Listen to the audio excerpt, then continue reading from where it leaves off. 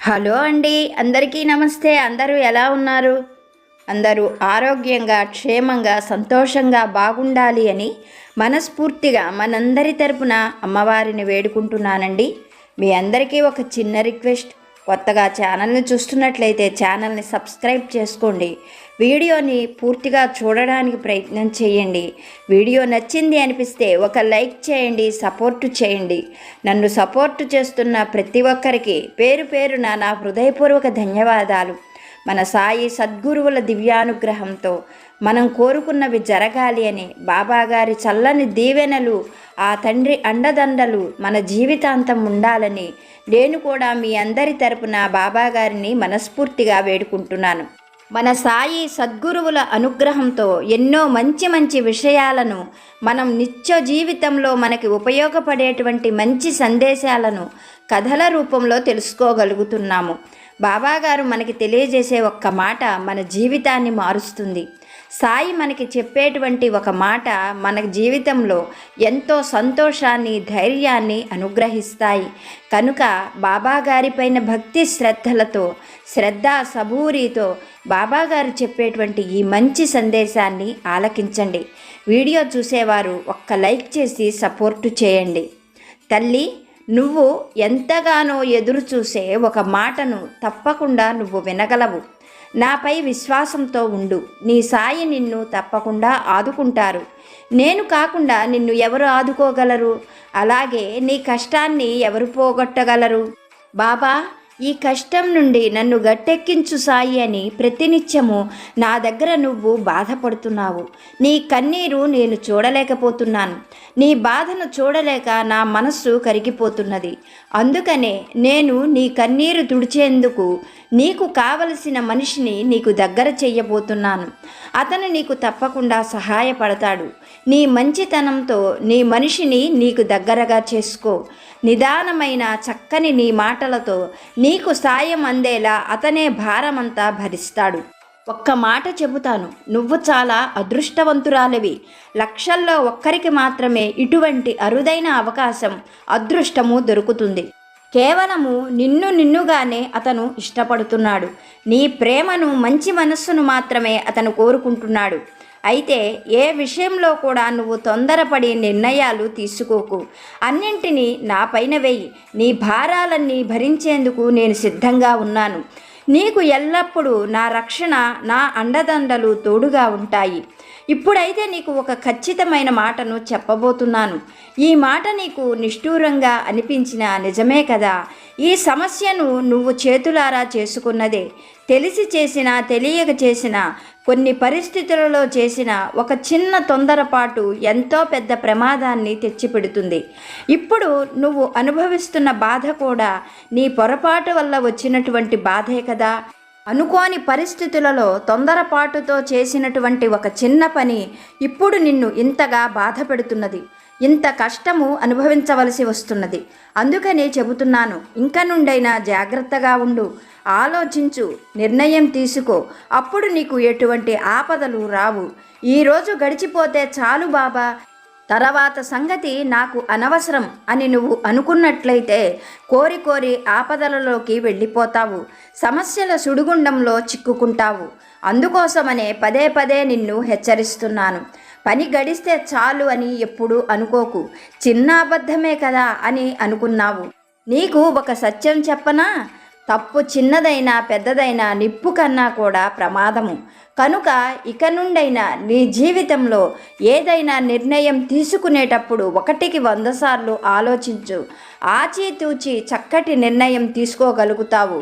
అప్పుడే నీ జీవితం ఆనందమయంగా, నువ్వు తీసుకున్న నిర్ణయం వల్ల సంతోషంగా నువ్వు ఉండగలుగుతావు అని బాబాగారు ఒక మంచి సందేశాన్ని మనకి అనుగ్రహించారు. మన సాయి ఏ మాట చెప్పినా అది అక్షర సత్యం. మన జీవితం అంతా కూడా గుర్తుపెట్టుకొని ఆచరించదగినటువంటి పరమసత్యం.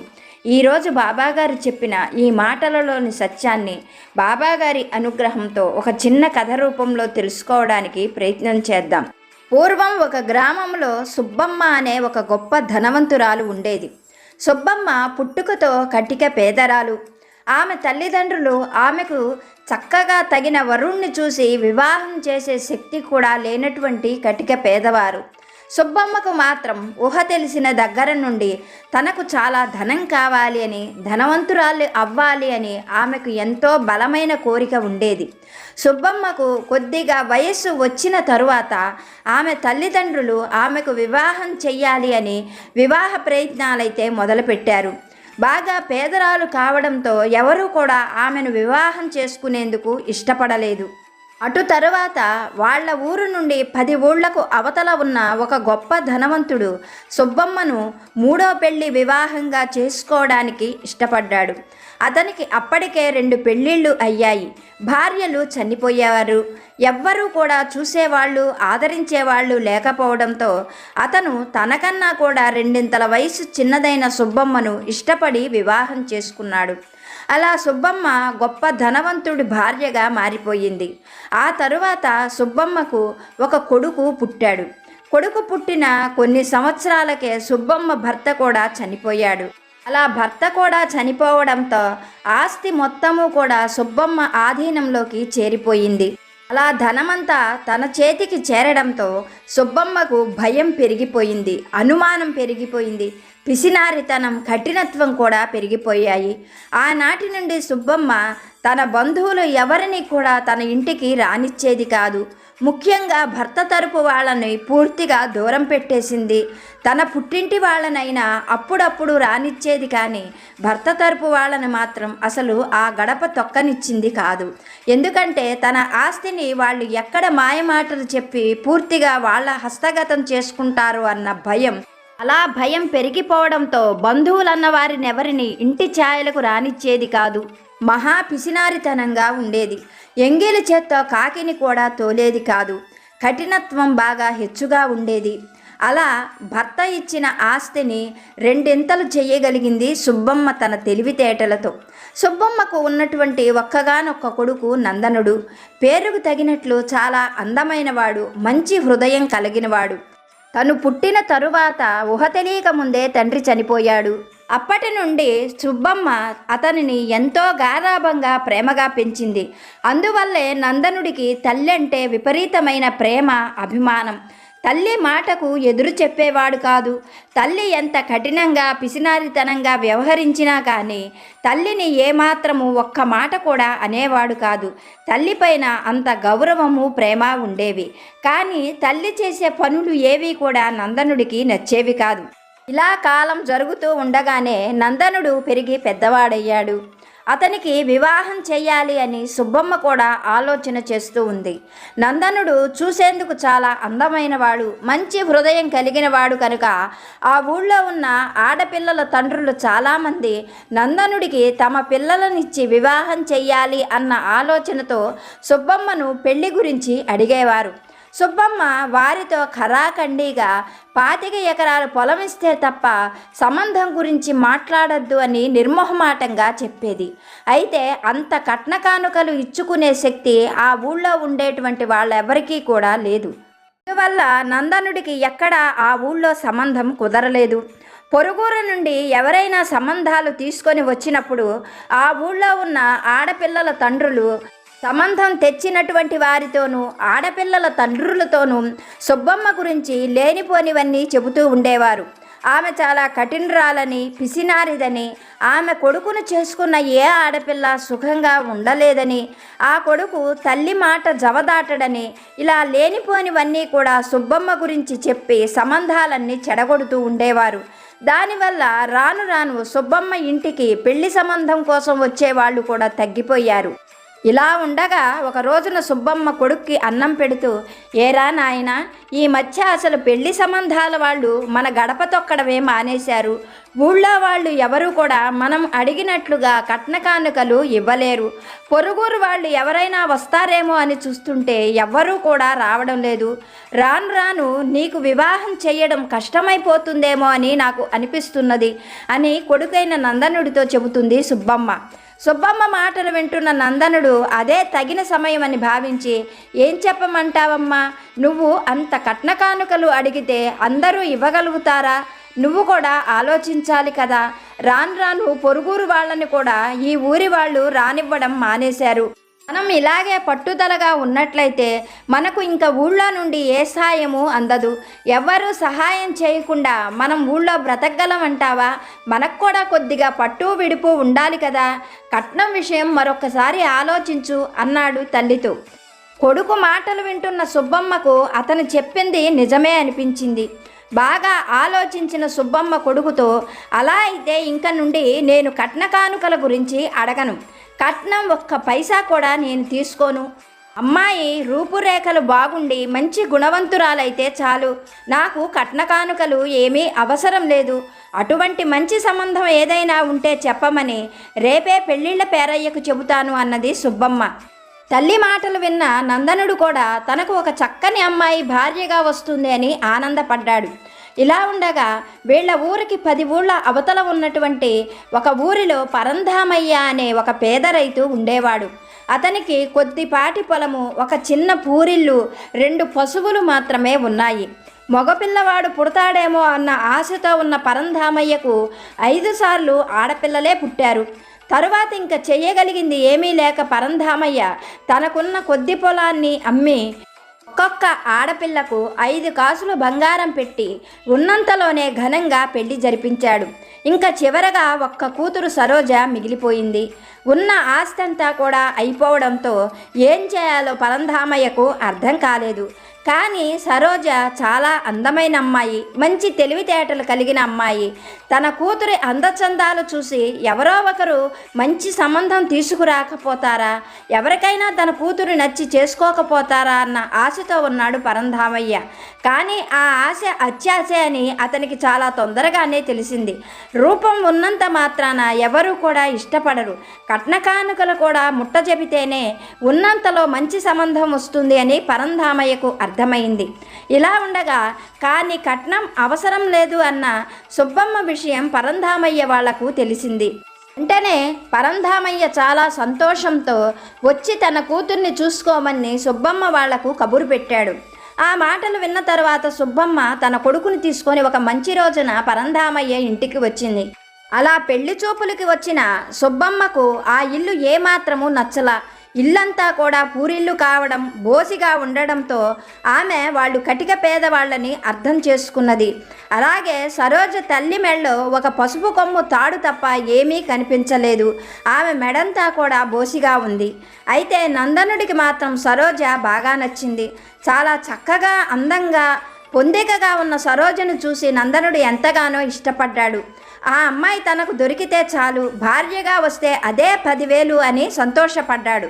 కొద్దిసేపటి తరువాత సుబ్బమ్మ సరోజ తండ్రి వంక తిరిగి, మీ అమ్మాయిని మా అబ్బాయికిచ్చి వివాహం చేయడం నాకు ఇష్టమే, కానీ కట్నం కూడా మాకు అవసరం లేదు. కానీ మీ అమ్మాయికి 25 కాసులు బంగారం పెట్టినట్లయితే గనక త్వరలోనే మంచి ముహూర్తం చూసుకొని వివాహం జరిపిద్దాము అన్నది సుబ్బమ్మ. తన తల్లి చెబుతున్న ఈ మాటలు వింటున్న నందనుడికి నెత్తిన పిడుగు పడ్డట్లుగా అనిపించింది.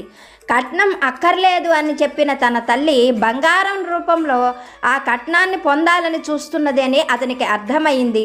సరోజ ఇంకా తనకు దక్కదు అని నిర్ణయించుకొని తన కర్మకు తననే తిట్టుకుంటూ లోపలే బాధపడ్డాడు నందనుడు. అయితే సుబ్బమ్మ మాటలు వింటున్న సరోజ తండ్రి మాత్రం, అమ్మా, నేను మీకు అన్ని విషయాలు ముందుగానే చెప్పాను, కానీ కట్నం ఇచ్చుకోలేనని చెప్పి మీరు కట్నం అక్కర్లేదు అన్న తర్వాతనే నేను మీకు కబురు పంపించాను. నేను చాలా పేదవాడిని, నేను అంత బంగారం ఎలా ఇచ్చుకోగలను అంటూ సుబ్బమ్మను ప్రశ్నించాడు. ఆ మాటలకు సుబ్బమ్మ ఒకంత కోపంగా, బంగారం తెచ్చి నాకు అలంకరించమన్నానా? మీ అమ్మాయికే కదా మీరు పెట్టుకునేది. మీరు బంగారం పెడితే మీ అమ్మాయికి గౌరవము, విలువ పెరుగుతాయి. ఆలోచించుకొనే నాకు కబురు చేయండి అంటూ కొడుకుని తీసుకొని వెళ్ళిపోయింది సుబ్బమ్మ. వాళ్ళు అలా మాట్లాడి వెళ్ళిపోయిన తరువాత సరోజకు పెళ్లి ఎలా చేయాలో పరంధామయ్యకు అర్థం కాలేదు. అప్పుడు పరంధామయ్య మిగిలిన 4 కూతుళ్ళు తండ్రి దగ్గరకు చేరుకొని, నాన్న, నువ్వు మా అందరికీ పెట్టిన బంగారం అంతా తీసి సరోజకి అలంకరిద్దాం. అలా అలంకరించి ముందైతే పెళ్లి చేసేద్దాం. ఆ తరువాత సరోజ అత్తగారైన సుబ్బమ్మకు ఏదో ఒక రకంగా నచ్చజెప్పుకొని తిరిగి మా బంగారాన్ని మేము తీసుకొని మా ఇళ్లకు వెళ్ళిపోతాం. పెళ్ళైపోతుంది గనుక ఎవ్వరూ ఏమీ చెయ్యలేరు, ఇలా చేస్తే తప్ప సరోజకు పెళ్లి జరగదు అంటూ కూతుళ్ళందరూ కలిసి పరంధామయ్యకు ఒక మంచి ఆలోచనను చెప్పారు. ఆ ఆలోచన తప్పే అయినా అంతకన్నా ఇంకా దిక్కులేదు కాబట్టి పరంధామయ్య కూడా అంగీకరించి సుబ్బమ్మకు 25 కాసులు బంగారం పెట్టి పెళ్లి చేస్తాము అని కబురు పెట్టాడు. సుబ్బమ్మ కూడా ఎంతో ఆనందించింది. కట్నాల రూపంలో లేకపోయినా ఇలా బంగారాన్ని కానుకల రూపంలో అలంకరించుకొని చక్కని కోడలు శ్రీ మహాలక్ష్మిలా ఇంట్లో అడుగు పెడుతున్నందుకు ఎంతగానో ఆనందించింది. అలా అందరూ నిర్ణయించినట్లుగానే ఒక మంచి సమయంలో కొడుకు నందనుడికి సరోజతో వివాహం జరిపించి అప్పటికప్పుడే తన ఇంటికి కోడల్ని తెచ్చుకున్నది సుబ్బమ్మ. ఆ రోజు నుంచి కూడా కోడల్ని ఎంతో అపురూపంగా చూసుకునేది సుబ్బమ్మ. అయితే సరోజ మాత్రం ఎప్పుడు తను మళ్ళీ పుట్టింటికి వెళ్ళటం జరుగుతుందా, తన నగలన్నీ తన అక్కలకిచ్చి వాళ్ళని తిరిగి పంపించడం జరుగుతుందా అని చాలా ఆశతో ఎదురు చూస్తూ ఉండేది. ఏదో ఒక కారణం చెప్పి పుట్టింటికి వెళ్ళాలని చాలా ప్రయత్నించేది, కానీ సుబ్బమ్మ ఆమెను మాత్రం పుట్టింటికి పోనిచ్చింది కాదు. ఇక్కడ పుట్టింట్లో సరోజ అక్కల పరిస్థితి దారుణంగా ఉంది. తాము ఆ బంగారు నగలు పెట్టుకొని వెళ్ళకపోతే తమను తమ అత్తింటి వారు రానివ్వరని, తమ కాపురాలు పోతాయి అని ఎలాగైనా సరే సరోజను ఒక్కసారి పుట్టింటికి తెమ్మని చెప్పి తండ్రిని ప్రోద్బలం చేస్తుండేవాళ్ళు సరోజ అక్కలు. అతను కూడా ఎలాగైనా మిగిలిన కూతుళ్ళ జీవితాలు పాడవ్వకూడదని సరోజను పుట్టింటికి తేవడానికి ప్రయత్నించేవాడు. ఇలా ఉండగా సరోజ గర్భవతి అయింది. 3వ నెల రాగానే ఆమెను పుట్టింటికి తేవడానికి తండ్రి ప్రయత్నించాడు, కానీ సుబ్బమ్మ మాత్రం 9 నెలలు నిండాకనే పంపిస్తాను అని పట్టుబట్టింది. సుబ్బమ్మ అలా చెప్పటంతో సరోజ తండ్రి ఏమీ చేయలేకపోయాడు. సరోజ మిగిలిన అక్కలందరూ కూడా తమ కాపురాలు పోతాయి అని ఎంతగానో బాధపడుతూ భయపడుతూ ఉన్నారు. ఇలా ఉండగా ఎంతో పట్టు బలవంతంగా 9 నెలలు పూర్తయినాయి. ఒక రోజున సరోజ తండ్రి ఆమెను పుట్టింటికి తీసుకొని వెళ్ళడానికి వచ్చాడు. సరోజ తన ఒంటి మీద ఉన్న నగలన్నీ అలంకరించుకోవడం చూసిన సుబ్బమ్మ, ఇప్పుడు రోజులు బాగుండలేదు, దారి దోపిడీ దొంగలు ఎక్కువగా తిరుగుతున్నారు, నువ్వా ఒట్టి మనిషివి కాదు, మీ నాన్న పెద్దవాడు, ఇప్పుడు ఆ బంగారం అంతా నువ్వు అలంకరించుకొని పోవడం అంత మంచిది కాదు, ఆ బంగారు నగలన్నీ తీసి ఇనపెట్టెలో పెట్టు, మామూలుగా వెళ్ళు అని చెప్పి కోడల్ని మామూలుగానే పుట్టింటికి పంపించింది. చేసేదేమీ లేక సరోజ తండ్రి మారు మాట్లాడకుండా సరోజను పుట్టింటికి తీసుకొని వచ్చాడు. అలా నగలు లేకుండా ఒట్టిగా వచ్చిన సరోజను చూడగానే మిగిలిన వాళ్ళందరూ కూడా బోరున విలపించారు. తమ కాపురాలు పోతాయని, ఆ అమ్మాయికి పెళ్లి చేయాలన్న మంచి ఉద్దేశంతో తమ నగలు ఇచ్చామని, కానీ తాము కూడా ఇలా ప్రమాదంలో ఇరుక్కుంటామని ఊహించలేదని అక్కలందరూ కూడా బోరున విలపించసాగారు. అందరూ కూడా ఏకబిగువున బాధపడుతూ ఉన్నారు. నీళ్లు పోసుకున్నాను అన్న ఆనందం సరోజలో ఏమాత్రమూ లేదు. అయితే సరోజ పుట్టింటికి వెళ్ళగానే నందనుడికి మనస్సులో నిలవలేదు. 2 రోజుల్లోనే ఆమెను చూడాలి అన్న ఉద్దేశంతో సరోజ కోసం పుట్టింటికి వచ్చాడు నందనుడు.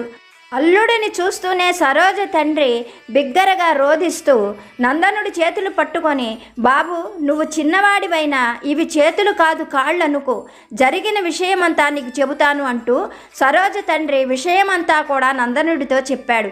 ఆ నగలు లేకపోతే నా మిగిలిన 4 కూతుళ్ళ జీవితాలు పాడైపోతాయని, ఎలాగైనా సరే సరోజకు అలంకరించిన ఆ నగలు తెచ్చిపెట్టమని మరీ అడిగాడు సరోజ తండ్రి. అన్నీ విన్న నందనుడు సరోజ తండ్రితో, మీరు బాధపడకండి, సరోజ కోసం నేను ఈ పని తప్పకుండా చేస్తాను, 2 రోజుల్లో నగలన్నీ మీకు అందేటట్లుగా చేస్తాను, మిగిలిన మీ 4 అమ్మాయిలు సంతోషంగా వాళ్ళ అత్తగారింటికి వెళ్ళేటట్లు చూసుకునే పూచి నాదే అని సరోజ తండ్రికి హామీ ఇచ్చాడు నందనుడు. అతని మనస్సుకు ఎంతగానో సంతోషపడ్డాడు సరోజ తండ్రి. అన్నట్లుగానే ఆ రోజు అక్కడ గడిపిన నందనుడు తర్వాత తన ఇంటికి తిరిగి వెళ్ళిపోయాడు. మళ్ళీ 2 రోజులు గడిచిన తరువాత నందనుడు తల్లిని చూస్తూ, అమ్మా నాకు ఏంటో పీడకలలు వస్తూ ఉన్నాయి, సరోజ ఒట్టి మనిషి కాదు కదా, పురిటి రోజులు దగ్గర పడ్డాయి, ఒక్కసారి వెళ్ళి తనను చూసి వస్తాను, నువ్వు జాగ్రత్తగా ఉండు, సాయంకాలం వేళకు వస్తాను, తలుపులు జాగ్రత్తగా వేసుకో అని చెప్పి నందనుడు వెళ్ళిపోయాడు. కొడుకు చెప్పినట్లుగానే సుబ్బమ్మ తిరిగి వస్తాడేమోనని సాయంకాలం వరకు ఎదురు చూస్తూనే ఉంది. సాయంకాలమైన నందనుడు రాలేదు. దీపాలు పెట్టిన తరువాత ఇంకా నందనుడు రాడేమో అనుకున్న సుబ్బమ్మ తలుపులు వేసుకొని నిద్రపోవడానికి లోపలికి వెళ్ళిపోయింది. ఇలా కొద్ది సమయం జరిగిన తరువాత తలుపు శబ్దం కావడంతో సుబ్బమ్మ తన కొడుకు వచ్చాడేమోనని వెళ్ళి తలుపు తీసి చూసింది. ఎదురుగా చీకట్లో ముసుగు దొంగ, చేతిలో కత్తి. వెంటనే ఆ దొంగ సుబ్బమ్మ మెడపైన కత్తి పెట్టి, పెద్దగా అరవకు, అరవాలని ప్రయత్నించావంటే ప్రాణాలు తీసేస్తాను అంటూ తనతో తెచ్చిన గుడ్డలను సుబ్బమ్మ నోట్లో కుక్కి కాళ్ళు చేతులు కట్టేశాడు. తరువాత సుబ్బమ్మ బొడ్డులో ఉన్న ఇనపెట్టె తాళాలు లాక్కొని ఇనపెట్టె ఉన్న గదిలోకి వెళ్ళిపోయాడు.